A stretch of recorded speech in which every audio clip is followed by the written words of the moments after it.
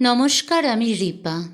এক আকাশ গল্প চ্যানেলে আপনাদের সবাইকে স্বাগত।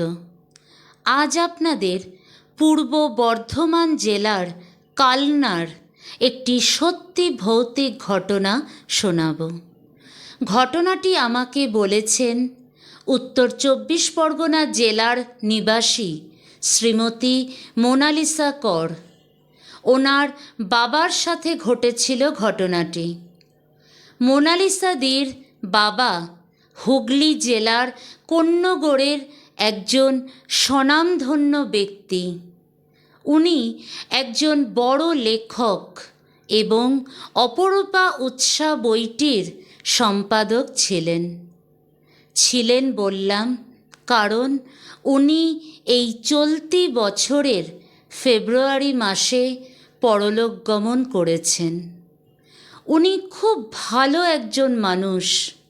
ওনার আত্মার শান্তি কামনা করে ওনার সাথে ঘটা এই ঘটনাটা আমি ওনাকেই উৎসর্গ করলাম।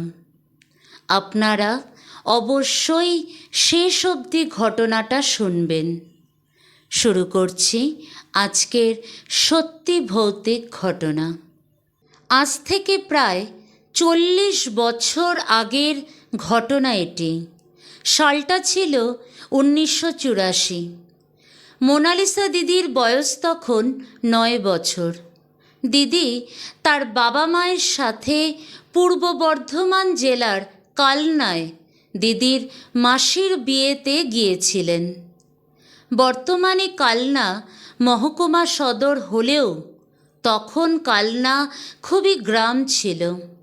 সেখানে ইলেকট্রিসিটির ব্যবস্থাও ছিল না। বিয়ের দিন সবাই মিলে আনন্দ করার ঠিক পরের দিন দিদির বাবার ইচ্ছে হয় একটু গ্রামটা ঘুরে দেখবেন, আর তার সাথে ওনার চুলদাড়িটাও কেটে আসবেন। তবে দোকান বাজারটা একটু দূরেই ছিল, তাই সব কিছু জেনে নিয়ে উনি বাড়ি থেকে বেরিয়ে পড়েন। তখন পুরো বিকেল। গ্রামের পরিবেশ ওনার খুব ভালো লাগছিল, তাই চারপাশের প্রকৃতি দেখতে দেখতে গ্রামের পথ দিয়ে হাঁটতে থাকেন। অনেকটা পথ যাওয়ার পর রাস্তায় এক ভদ্রলোককে জিজ্ঞেস করাতে সে বলে দেয় বাজারটা কোন দিকে। ততক্ষণে বিকেলের আলো ম্লান হয়ে সন্ধে ঘনিয়ে এসেছে। হাঁটতে হাঁটতে উনি যখন বাজারে এসে পৌঁছলেন তখন চারপাশটা বেশ অন্ধকার হয়ে গেছে। বাজারে পরপর কয়েকটা দোকান। দোকানগুলোতে হ্যারিকেনের আলো জ্বলছে। একটি মুদিখানা দোকানে দিদির বাবা জিজ্ঞেস করলেন সেলুনটা কোন দিকে। তখন মুদির দোকানের লোকটা হাতে কিছু কাজ করতে করতে একটু অন্যমনস্কভাবে মুখে কিছু না বলে ওনার দোকানের ডান দিকটা দেখিয়ে দিলেন। তবে দোকানদার কিছু বলতেই যাবেন তার আগেই দিদির বাবা সন্ধে হয়ে গেছে, বাড়ি ফিরতে হবে বলে তাড়াতাড়ি করে সেলুনের দিকে পা বাড়ালেন। আরেকটু যেতেই কাঁচা রাস্তার বাঁ দিকে দেখলেন একটা সেলুন। সেলুনের ঠিক পেছনেই বিশাল বাঁশঝাড়, টিনের একটা ঘর, খুব মৃদুভাবে হ্যারিকেন জ্বলছে, একটা চেয়ার রাখা, সামনে আয়না, আয়নার সামনে ছোট কাঠের তাকে চুল দাড়ি কাটার কিছু সরঞ্জাম রাখা। হ্যারিকেনের মৃদু আলোয় সেলুনের ভেতরটা আলো আঁধারি হয়েছিল।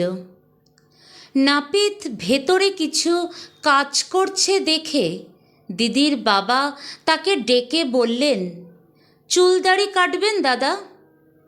সেই ডাকে খালি গায়ে লুঙ্গি পরা একজন নাপিত বেরিয়ে এসে ঠোঁটের কোণে একটু হাসি নিয়ে বলল, আসুন বাবু, ভেতরে আসুন।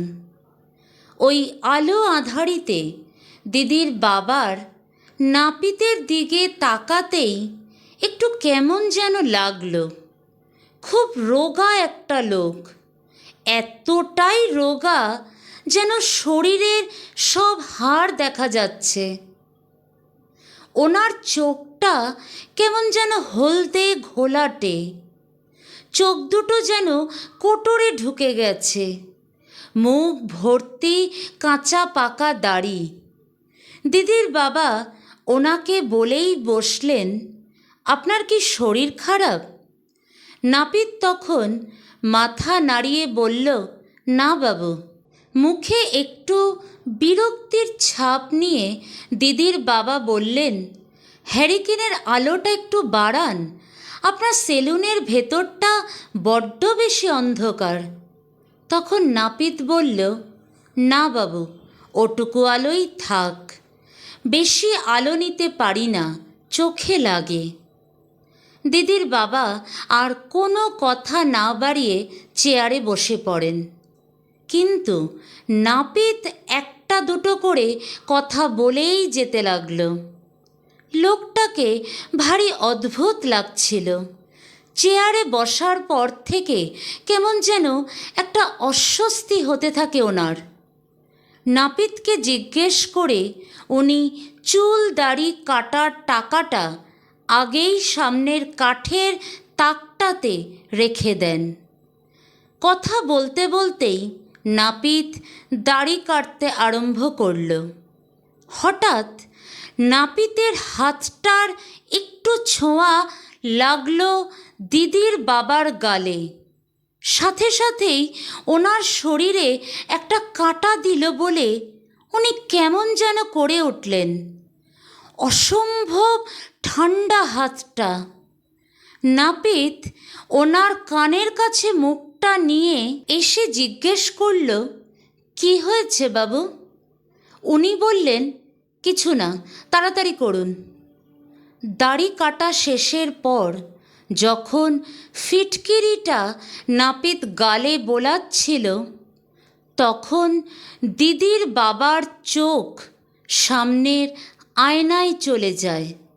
ওই আলো আঁধারিতে দেখেন নাপিতের মুখটা আয়নার দিকে সোজাসুজি, কিন্তু একটু আগে নাপিতের যে হলদে ঘোলাটে চোখ উনি দেখেছেন, এখন সেখানে কোনো চোখই নেই। ওই দেখে তাড়াতাড়ি করে চেয়ার থেকে উঠে কোনো রকমে সেলুন থেকে বেরিয়ে উনি খুব জোরে হাঁটতে আরম্ভ করেন। পেছন থেকে নাপিত ডাকতেই থাকে, বাবু কোথায় যাচ্ছেন?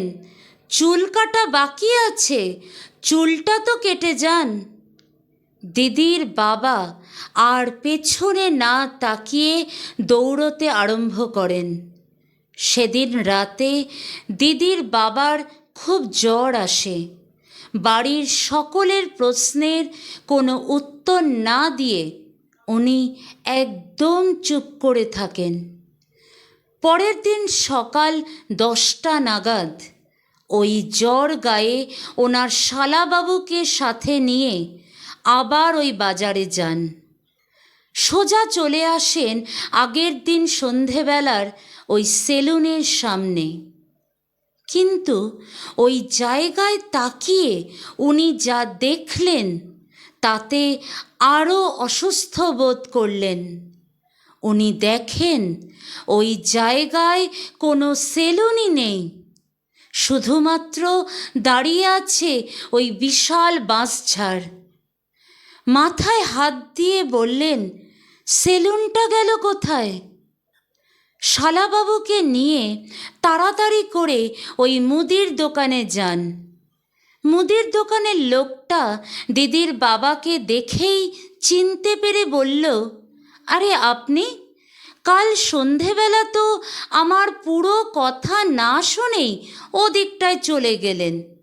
আপনি সেলুনের কথা জিজ্ঞেস করাতে ওই দিকটা দেখিয়ে আমি বলতেই যাচ্ছিলাম যে ওই দিকে বাঁশঝাড়টার ওখানে একটা সেলুন ছিল, কিন্তু বছরখানেক আগে সেলুনের নাপিত মারা যাওয়াতে ওই দোকান ভেঙে দেওয়া হয়েছে।